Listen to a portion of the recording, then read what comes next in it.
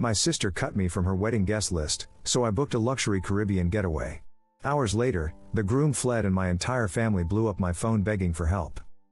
I sat in my apartment, staring at my phone screen, reading the message for the 5th time. The words wouldn't change no matter how many times I looked at them. Hey, just wanted to let you know the guest list is finalized and we had to make some tough cuts. Hope you understand. Love you. Tough cuts? Tough cuts? I wasn't some distant cousin or an old family acquaintance they hadn't seen in years. I was her brother, her only brother, and my sister Emily, the same sister I had helped through every crisis, heartbreak, and moment of self-doubt throughout her entire life, had just cut me from her wedding as an afterthought. The message had arrived with a casual ping, sandwiched between a delivery notification for my Amazon package and a spam email about extending my car warranty. So nonchalant, as if she were telling me she'd decided on chicken instead of fish for the reception dinner.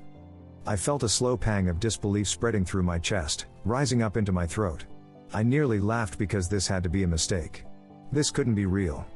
I took a deep breath and dialed my mother's number. She answered on the second ring, her voice upbeat and cheerful. "Hey sweetheart, what's up?" she chirped.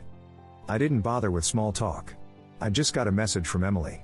She says the guest list is finalized and I'm not on it.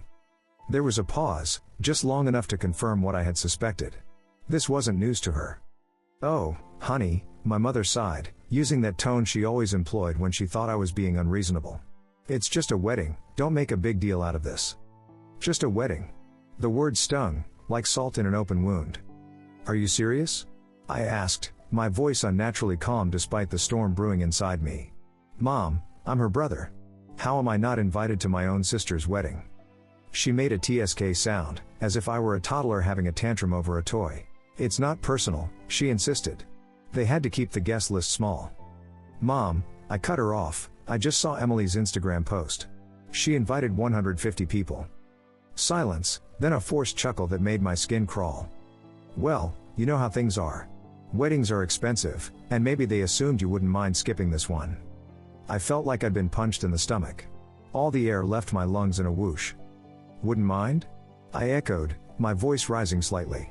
"Mom, I've been there for Emily through everything. I helped her move twice when she lost her job. I covered half her rent for 6 months. I was the one who stayed up all night with her after that terrible breakup with Todd, but now I'm not good enough to be at her wedding?" "Oh, stop being dramatic," my mother said with an exasperated sigh. "It's just one day. You're overreacting." I laughed, a short, humorless sound that surprised even me. Overreacting. Right. I could already predict how this would play out.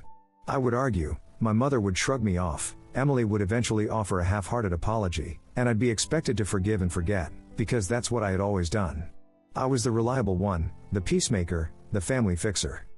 Not this time. Something inside me cracked. A lifetime of being taken for granted, of being the responsible one who was always expected to understand, to forgive, to let things go, it all came crashing down in that moment. If I wasn't worthy of inclusion, then fine. I would not be included. I hung up without another word and began scrolling through my phone. If I wasn't going to Emily's wedding, then I was going to be somewhere much nicer. I was going on vacation, alone. The more I thought about it, the angrier I became. I wasn't the type of person who got upset over trivial matters. I had let so many things slide over the years. Emily had repeatedly forgotten my birthday. She would only call when she needed something, money, advice, a shoulder to cry on. And our mother always expected me to be the understanding one. Emily got away with everything, but this was a whole new level of disrespect. I wasn't going to sit around moping while my sister and the rest of my family played happy little wedding without me. If I wasn't important enough to be included, then I wasn't important enough to be present when they needed me. I grabbed my laptop and started looking up flights. If Emily could have the happiest day of her life, then I planned to enjoy the best week of mine. It took less than an hour to plan. I booked an all-inclusive stay at a 5-star resort in the Caribbean, a suite with an ocean view, spa services, and access to a private beach. I had always told myself such a trip would be too expensive, too indulgent. Not anymore. I wasn't just traveling for a vacation, I was making a statement. When the wedding weekend arrived, I was already on a plane, sipping champagne in first class. I made sure to upload a picture, legs stretched out, drink in hand, with the caption, "Guess I got cut from the guest list, but I think I'll survive." #no regrets #first class upgrade. The reactions were almost immediate. Some of my cousins sent laughing emojis.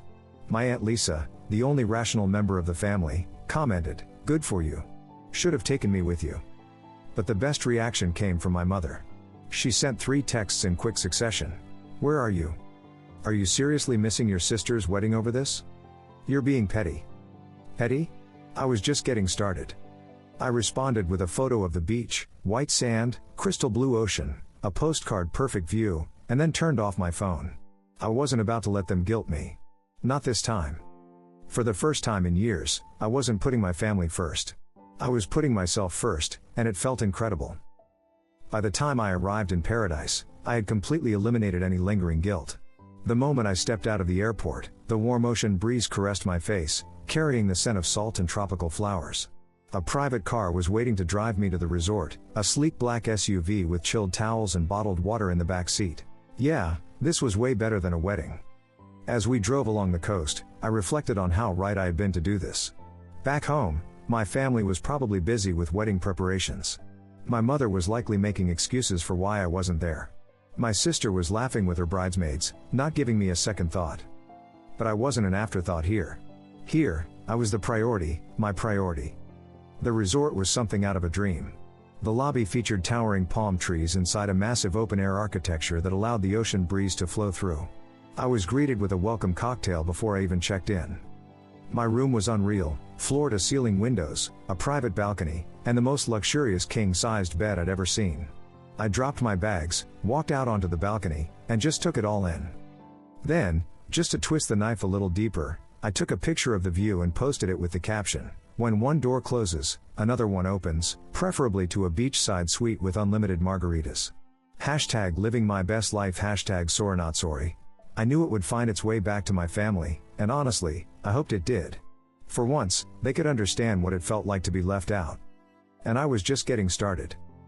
The first full day of my trip was simply magnificent. I began with room service, fluffy pancakes, fresh fruit, and coffee so good it ruined every other cup I'd ever had. Then I spent the entire day doing exactly what I wanted. No responsibilities, no family drama, just me, the ocean, and time focused solely on my own enjoyment. By afternoon, I was lounging on a sunbed by the infinity pool, martini in hand, watching the waves roll in. Occasionally, I'd check my phone, not to touch base with my family, but to look at the growing number of responses to my vacation posts. The comments were gold. Cousin Jake, bro, where are you even? Aunt Lisa, okay, now you're just showing off. An old college friend, dude, invite me next time. Then I received a notification that made me smirk. Emily had viewed my post. Now she was paying attention. I could just imagine her reaction, sitting in the bridal suite, sipping cheap champagne, scrolling through Instagram only to see me living my best life while she stressed about her wedding. Good. I leaned back, took another sip of my drink, and thought, enjoy your special day, sis. I hope it's everything you wanted. But as the sun began to set, something strange happened. My phone started blowing up. At first, I ignored it, assuming it was just more people reacting to my photos. But then I noticed the names, Mom, Emily, Jake, even Uncle Rob. Call after call, texts coming in nonstop. I raised an eyebrow and finally unlocked my phone. The first text I saw was from my mother. Call me, it's an emergency. What kind of emergency happens at a wedding? I sighed, debating whether I even cared. Then Jake sent another message, dude, you are not going to believe what just happened. Now I was curious. I sat up and scrolled through the texts, and quickly realized that the universe had given me the ultimate wedding gift, because as it turned out, Emily's beautiful wedding had gone up in flames. I scanned through the torrent of messages, my smirk growing with each one. Jake, bro, you dodged a bullet. Mom, call me right now, this is a family crisis. Emily, please, where are you? I need you. I stretched out in my lounge chair, took another sip of my cocktail, and kept scrolling. Then I found a message that made me laugh out loud. According to cousin Melissa, the groom had simply walked out. I almost choked on my drink. The groom left? Oh, this was better than I could have imagined. Curiosity got the best of me, so I texted Jake back. What do you mean he left? Jake, dude, during the reception, full meltdown. He and Emily had some huge fight and then he just walked out. Straight up left the venue. Jake again. Oh, and then Uncle Rob and Dad got into a screaming match over who was ruining the family's reputation. Grandma cried, "The venue cut the bar early. It's a mess." I leaned back, smirking. My sister had decided I wasn't important enough to attend her wedding, and now suddenly I was the first person they all ran to for help. I could already hear my mother's voice in my head, "You need to fix this. Emily is devastated." "Yeah, no thanks." I opened the next message. It was from Emily. "Answer your phone please, I need you." Oh, suddenly I was significant. I took a deep breath and typed back a single response. "Sorry, I'm a little busy enjoying my overreaction. Hope the wedding was fun." Then I blocked her number. I blocked my mother.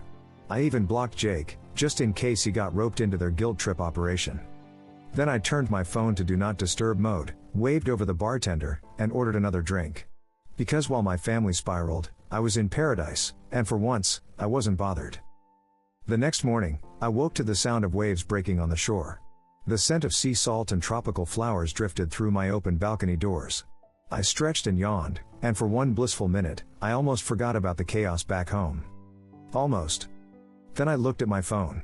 Even though I had blocked most of my family, I still had over 20 missed calls from random numbers. They had tried everything to reach me.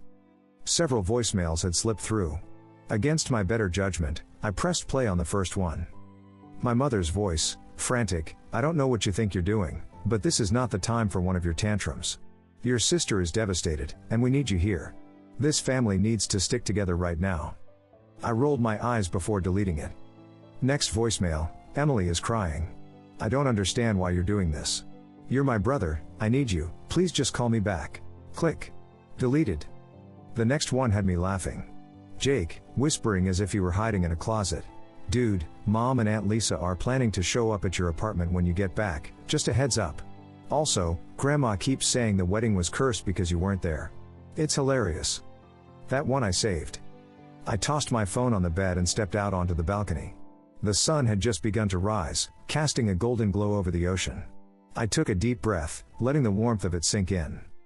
Back at home, my family was scrambling to do damage control. Meanwhile, I was here, sipping espresso in a plush bathrobe, enjoying the best decision I'd ever made. And the best part? They were now feeling what I had felt when they cut me out, unwanted, forgotten, left out.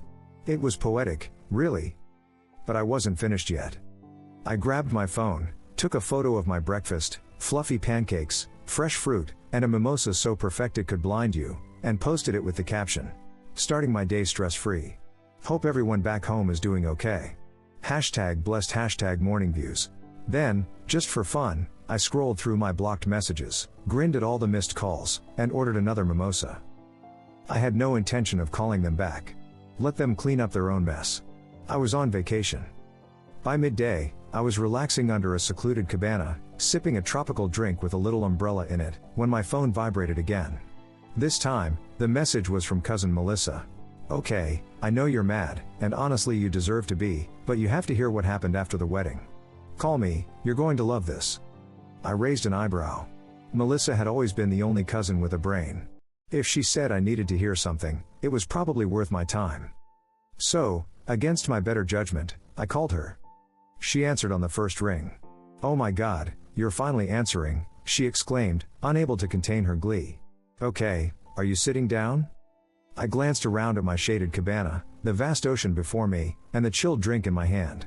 "Yeah, I think I'm in a good place for whatever this is." Melissa let out a breathless laugh. "Okay, so after the groom left, Emily had a complete meltdown. And I don't mean a few tears, I mean yelling, wailing, throwing things at the wedding party." I smirked. "Sounds about right." Melissa continued, her voice brimming with excitement. Everyone was trying to calm her down. Then I overheard Aunt Lisa suggest that the disaster could have been avoided if you'd been there. I blinked. "Wait, what?" Melissa giggled. "Yes. She was saying that you've always been the one to fix things when Emily spirals, that if you were there, you would have talked sense into the groom or handled everything like you normally do." I burst out laughing. "So let me get this straight, the same family that excluded me from the wedding is now blaming me for not being there to save it?" "Oh, it gets better," Melissa said. "Mom told Lisa she was being ridiculous, and then they started arguing loudly. Then Grandma got involved, saying Emily brought this on herself because she offended the cosmos by not inviting her brother." I almost choked on my drink. Melissa was cackling now. Grandma lectured Emily in front of everyone, saying, "If you had treated your family better, you wouldn't be alone in your wedding dress right now." I leaned back, smirking. "Wow, that's beautiful." "Oh, and then," Melissa added, "your mother tried to contact the groom's family to fix the situation. His mother just smiled and said, 'This is your problem now.'" I had to set down my drink before I spilled it from laughing so hard. "So," I said, catching my breath, "where does that leave Emily?" Melissa sighed. "Still crying, still blaming everyone but herself. Last I heard, she was trying to salvage the wedding with some kind of backup plan, but let's be honest, she's not going to recover from this." I shook my head, grinning. "You know what the best part is?" "What?" I took a slow sip from my drink. "I don't care." Melissa roared with laughter. "Honestly, I don't blame you. I just thought you'd appreciate knowing that karma did its job." "Oh, I absolutely love knowing that," I replied, smirking. "Thanks for the update, Melissa." "No problem," she said. "Enjoy your trip, and for the record, you did the right thing." I hung up, more satisfied than I had been in years. They wanted a wedding without me, and now, thanks to their own selfishness, they had a disaster instead. I raised my glass to the heavens and toasted to the best decision I'd ever made. Then I turned off my phone and settled back in my cabana, letting the ocean breeze sweep away the last traces of my guilt. For the rest of the day, I didn't look at my phone. Instead, I booked a sunset cruise, let the warm breeze wash over me, and had a 5-star meal by the ocean. While my family was still picking up the pieces from Emily's wedding fiasco, I was enjoying the best steak I'd ever tasted. At some point, a thought occurred to me, perhaps I should feel sorry for her. Then I remembered how casually she had excluded me without a second thought. Yeah, no. I took a sip of my wine, snapped one last picture of the view, and shared it with a single caption, "Zero regrets. Hashtag best decision ever." Then, with a contented smile, I turned off my phone again. Let them stew. I was done being their backup plan. The following morning, I woke feeling lighter than I had in years. No guilt, no obligation, no tension. No last-minute family emergencies that somehow became my responsibility to solve. Just me, the sound of waves, and an entire day of nothing but relaxation. I stretched, ordered room service, and out of curiosity, turned my phone back on. Big mistake. Within seconds, my notifications exploded. "Mom, you need to stop acting like a child and call me." "Emily, I can't believe you're doing this to me. You are so selfish." "Mom again, this isn't funny. Emily is heartbroken. Do you even care?" "Unknown number, probably my aunt. We need to fix this family before it's too late." I groaned and shook my head.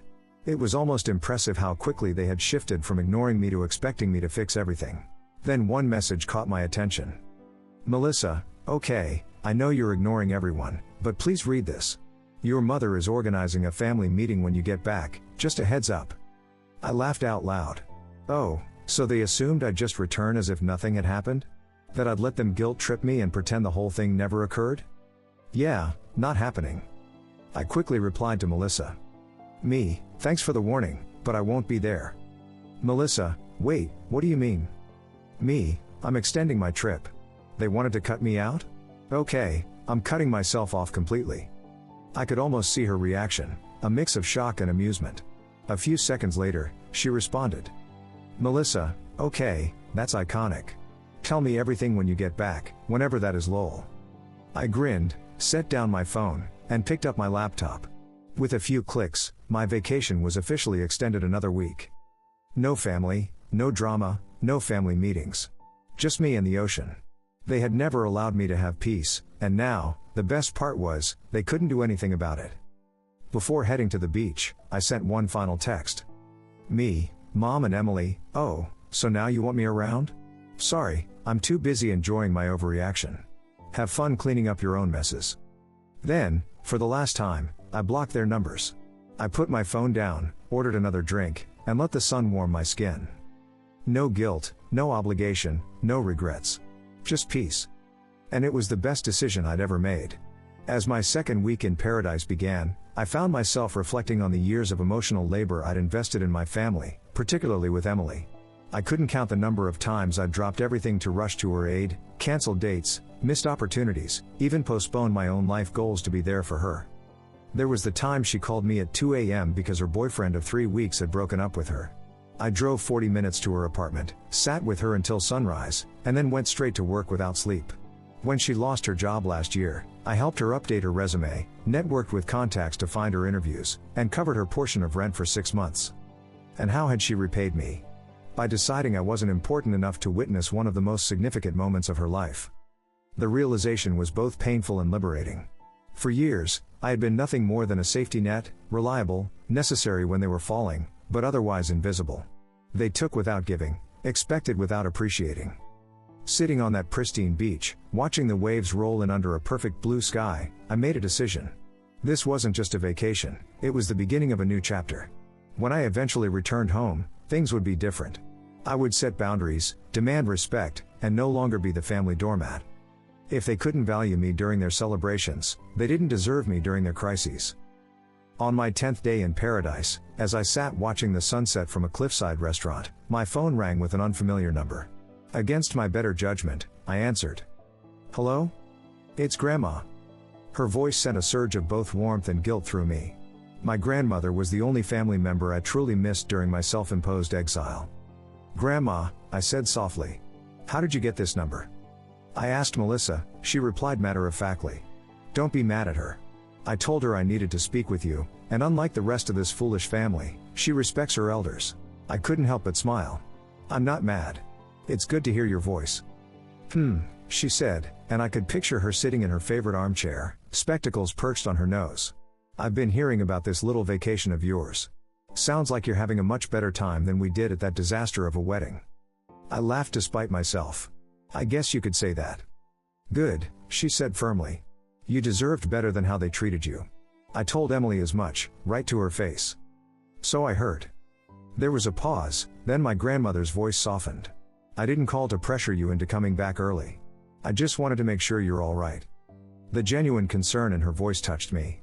"I'm fine, Grandma. Better than fine, actually. I needed this."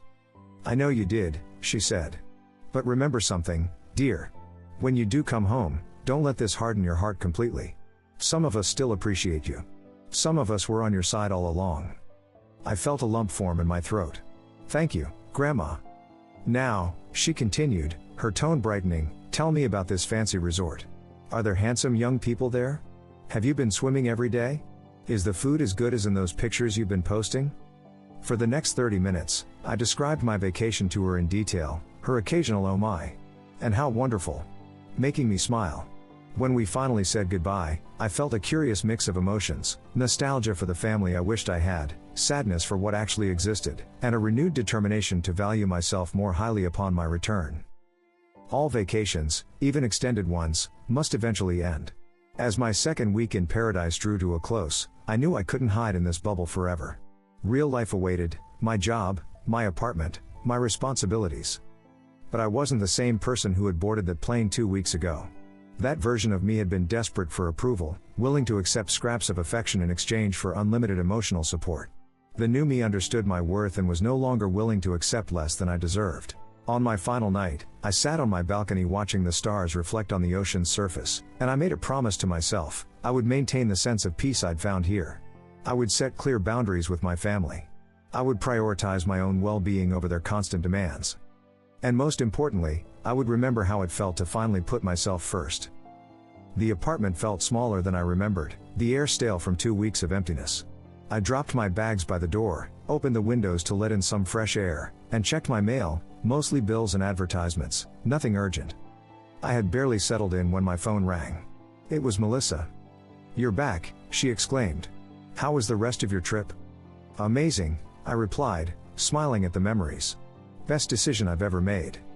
"I bet," she laughed. "Just a heads up, Emily's been camping out at your mother's house. They're both absolutely convinced you're going to show up there to make things right. Your mom even mentioned something about a family dinner to heal the wounds." I snorted. "Not happening." "I figured," Melissa said. "So what's your plan? Are you going to keep avoiding them forever?" I considered the question seriously. "Not forever. But for now. Yeah. They need to understand that their actions have consequences. I'm not the family fixer anymore." "Good for you," Melissa said, and I could hear the genuine approval in her voice.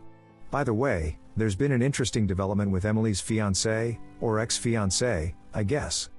Oh? He came by Aunt Lisa's yesterday to pick up some things he'd left at the venue. Apparently, he and Emily had been fighting for weeks before the wedding. He said he realized during the reception that he was making a huge mistake. Weeks?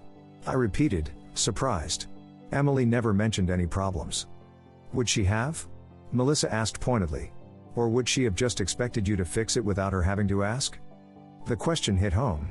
How many times had I solved Emily's problems without her even acknowledging they existed? Anyway, Melissa continued, I thought you should know.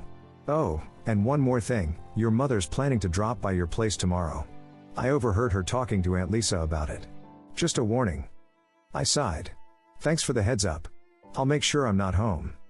After hanging up, I sat on my couch, thinking about what awaited me.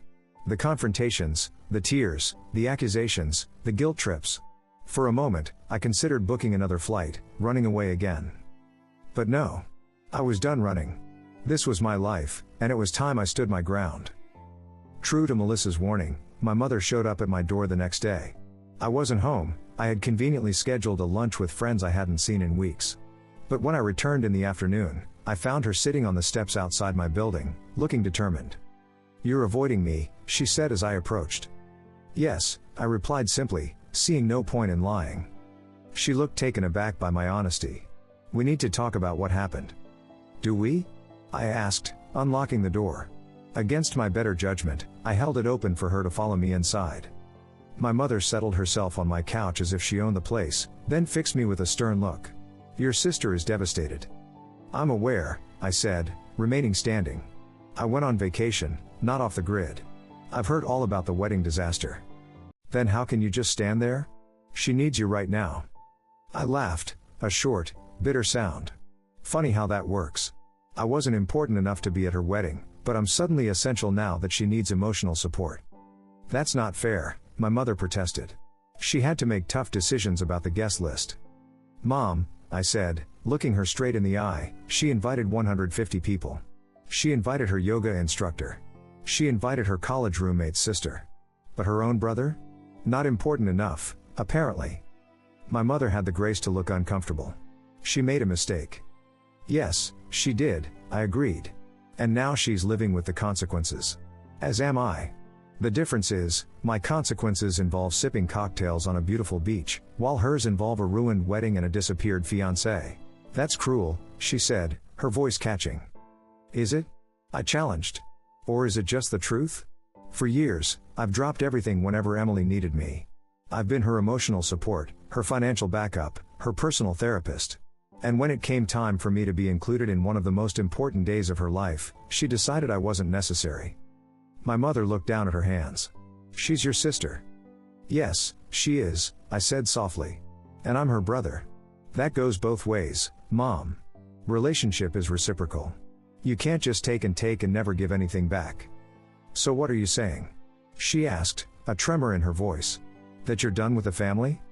I sighed and finally sat down across from her. I'm saying I'm done being taken for granted. I'm done being the perpetual safety net with no appreciation. I'm done sacrificing my own well-being for people who don't value me enough to include me in their celebrations. Tears welled in my mother's eyes. We do value you. Your actions say otherwise, I replied gently. Look, I'm not cutting anyone off permanently. I just need some space, and I need all of you to understand that things have to change. I deserve better than what I've been getting from this family. My mother wiped her eyes. Emily wants to see you. To apologize in person. I considered this for a moment. Not yet. I'm not ready. But, Mom, I interrupted firmly. This isn't up for negotiation. I'll talk to Emily when I'm ready, not before. And when I do, it will be a real conversation, not just a quick apology so she can feel better about herself. My mother looked like she wanted to argue, but something in my expression must have stopped her. Instead, she nodded slowly. All right, she said finally. I'll tell her you need time. As I showed her to the door, she paused. Your grandmother told me what she said to you. About some of us being on your side all along. I nodded. She was right, my mother admitted quietly. I should have spoken up when Emily decided not to invite you. I knew it was wrong, but I didn't want to cause conflict. That was my mistake, and I'm sorry. The apology surprised me. It wasn't often that my mother admitted fault. "Thank you," I said simply. After she left, I stood in my silent apartment, feeling a strange mix of emotions. Relief that I had stood my ground. Sadness for the family dynamics that had led us here. But most of all, a quiet pride in myself for finally demanding the respect I deserved. In the weeks that followed, I established a new rhythm to my life. I focused on my work, reconnected with friends I'd neglected while being at Emily's beck and call, and even started dating again, something that had taken a backseat to family drama for far too long. Emily tried to contact me several times. Texts, calls, even a handwritten letter that arrived in my mailbox, filled with tearful apologies and declarations of how much she missed me. I read them all but wasn't ready to respond. It wasn't about punishing her, it was about giving myself the time I needed to heal, to reset the parameters of our relationship in my own mind before engaging with her again. My mother kept her distance, respecting my boundaries in a way she never had before. We spoke occasionally, brief conversations that remained superficial but cordial. The only family member I saw regularly was my grandmother. We met for lunch every Sunday, a tradition we'd maintained for years. She never pushed me about reconciliation, instead focusing on making sure I was taking care of myself.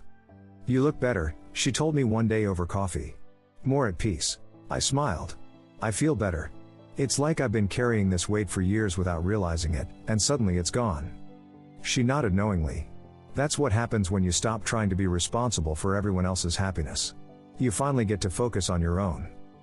Nearly 3 months after the wedding disaster, I finally agreed to meet with Emily. We chose a neutral location, a quiet cafe downtown that neither of us frequented regularly. She was already there when I arrived, sitting at a corner table, nervously fidgeting with her coffee cup. She looked different, thinner, with dark circles under her eyes that makeup couldn't quite conceal. When she saw me, she half rose from her seat, then seemed unsure whether to hug me or not. I solved the dilemma by simply sitting down across from her. "Thanks for meeting me," she said, her voice small. I nodded. "How are you?" She gave a humorless laugh. "Honestly? Not great. Jason and I are officially over. He finally came by to get the last of his things last week." "I'm sorry to hear that," I said, and meant it. Despite everything, I never wanted to see my sister in pain. "Are you?" she asked, looking directly at me for the first time. "I wouldn't blame you if you were happy about it. Karma and all that." I sighed. "Emily, I never wished for your wedding to fall apart. I was hurt, deeply hurt, that you excluded me from it, but I didn't want you to suffer."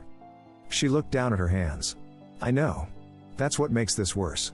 You've always been there for me, and the one time you needed me to be there for you, to include you in something important, I failed." Her voice broke on the last word. I stayed silent, letting her continue. "I've been doing a lot of thinking these past months," she said, regaining her composure. "About how I've treated you. About how our whole family has treated you. It's not fair, and it's not right." "No," I agreed.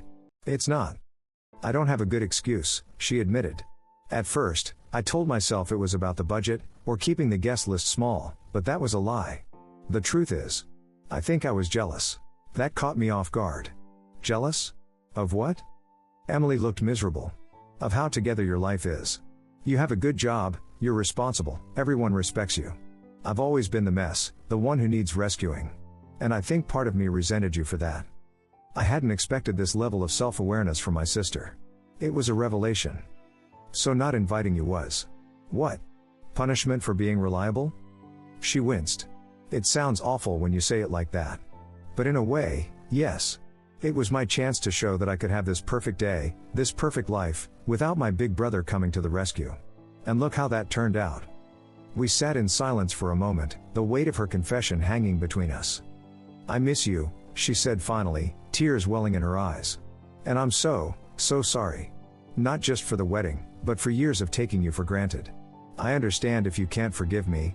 "I forgive you," I interrupted, surprising even myself with how true those words felt. "But forgiveness doesn't mean everything goes back to how it was. Things need to change, Emily." She nodded eagerly. "I know. I've been talking to a therapist, trying to work on my issues. I want to be better. I want to be the kind of sister you deserve." I reached across the table and squeezed her hand. "That's a good start." As we continued talking, I set clear boundaries. I would no longer be her emergency contact for every minor crisis. I wouldn't drop everything whenever she called. Our relationship needed to be reciprocal, she needed to be there for me as much as I was for her. By the time we said goodbye, hugging for the first time in months, I felt a cautious optimism. The road to rebuilding our relationship would be long, but for the first time, I believed we were both willing to put in the work. "Are you sure about this?" Emily asked, adjusting my tie. "It's not too late to back out." I laughed. "Yes, I'm sure. Stop fussing." We stood in a small room at the back of a beachside venue, not unlike the one where I'd spent my impromptu vacation a year ago.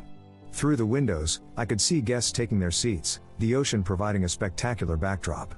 "I just want everything to be perfect for you," my sister said, stepping back to admire her handiwork. "After all, it's your wedding day." I smiled at her earnestness. The past year had brought significant changes to our family dynamic. Emily had committed to her therapy, working through her issues with jealousy and entitlement. Our mother had learned, sometimes reluctantly, to respect boundaries. And I had discovered the freedom that comes from valuing yourself enough to demand respect from others. "It's already perfect," I assured her. "Everyone who matters is here." She grinned. "Including your best woman?" "Especially my best woman," I confirmed. When I'd asked Emily to stand by my side on my wedding day, her tearful acceptance had healed something I hadn't even realized was still broken between us. A knock at the door announced it was time. As we walked together toward the ceremony, I reflected on the journey that had brought us here. A painful exclusion, a defiant escape, and ultimately, a path to genuine reconciliation. Sometimes, the best response to being left out is to walk away, not out of spite, but out of self-respect. And sometimes, that act of walking away creates the space for something better to grow in its place. As I took my position at the altar, waiting for my bride to appear, I caught my grandmother's eye in the front row. She gave me a knowing wink, and I smiled back, filled with gratitude for her wisdom. She had been right all along. I hadn't needed to harden my heart completely. I just needed to learn which parts to protect, which parts to give freely, and most importantly, how to tell the difference. The music changed, signaling my bride's entrance, and as the guests rose to their feet, I thought briefly of that text message a year ago. We had to make some tough cuts. Those words had sparked a transformation I never could have anticipated, from family doormat to a man who understood his own worth. As it turned out, being excluded from my sister's wedding had been the best thing that ever happened to me. It taught me to value myself when others didn't, to set boundaries that protected my well-being, and ultimately, to build relationships based on mutual respect rather than obligation. Sometimes, the most powerful thing you can do when someone cuts you out is to cut yourself free, and discover just how high you can soar on your own.